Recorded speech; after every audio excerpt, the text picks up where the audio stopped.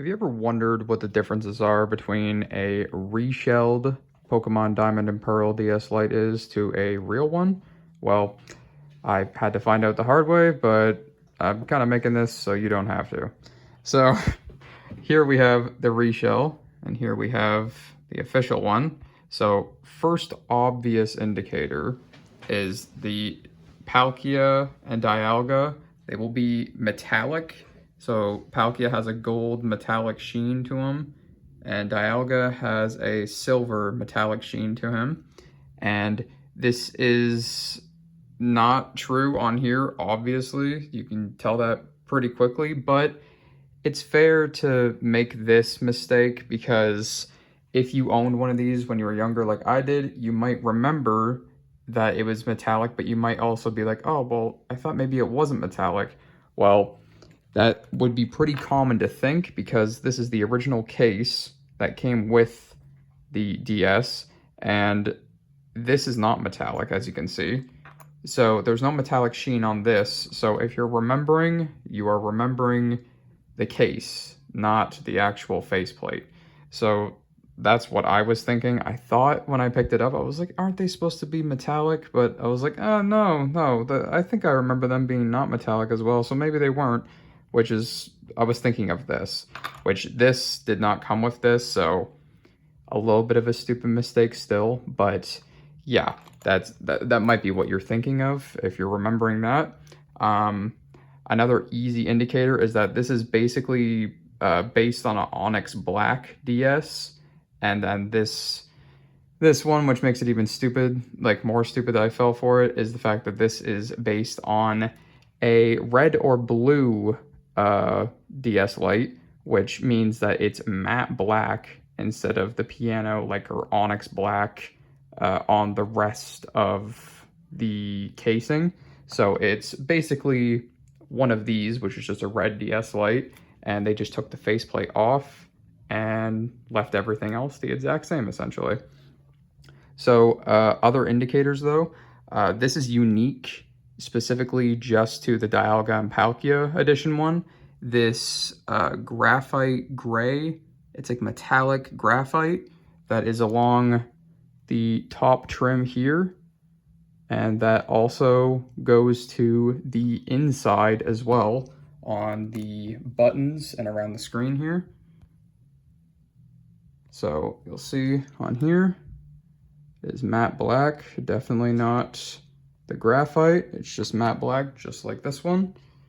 And then if I open it, you can clearly see side by side that there's a big difference there, even though the lighting kind of contradicts that a little bit. But yeah, you can see right beside each other. Definitely not the same tone there. This is like a flat or matte black. And then yeah, that's like a graphite metallic on there. So those are the two like obvious indicators right off the bat. But yeah, if the person whoever did this reshell used an Onyx Black DS Lite, it would have been a little bit more convincing, but whatever, I guess. Another indicator, if you're wondering if it's a reshell of any sort, you just look at the little feet here. These little rubber, I guess they're not rubber feet, but little rubber tabs. Just very closely inspect them and see, like, have they been tampered with at all? Because when I picked this up, I was like, it kind of looks like somebody tampered with these rubber feet because they have little indents on them where it looks like somebody popped them out. And you can even see there's a little scratch right here on this one, if I can get it to focus. A little scratch like right there. So it definitely looks like somebody was in there, because if you look at the official one, they're pressed in there, they're kind of recessed in. So they definitely haven't been tampered with before. And another indicator, usually when they do these faceplate swaps, whoever did this one didn't do a very good job. Didn't stop me from getting fooled, obviously. Because I hadn't actually seen one of these for like, I don't even know how many years, so I didn't do my research beforehand, just kind of got excited, jumped on this as quick as I could. It was $200. They usually go for 300 plus or so. This one was 275. And yeah, you know, mistakes happen, but I kind of knew this one was a reshow when I got it. I had like my suspicions. I didn't know for sure, but I was like, oh, maybe just somebody messed it up a little bit and then they did some repairs. Because you can also see here, the faceplate is not fully clicked in. So they definitely didn't do the greatest job there. So yeah, it's kind of apparent that somebody was messing with it. Because if you see there, there is absolutely no gap at all. It's completely flush.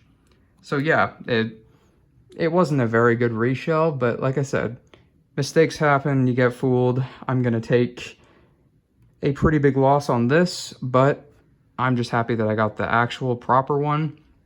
Those are the main ways to tell. Those are basically the only ways I know of telling, because other than that, there's nothing else, I don't believe.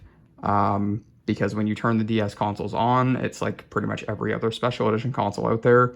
It's the exact same firmware and everything. There's nothing different with the console itself when you turn it on. So yeah, just look for those indicators. Don't get fooled. If you really would like to get a new one, it's not a big deal if you don't get, or if not a new one, a proper one, like a real one.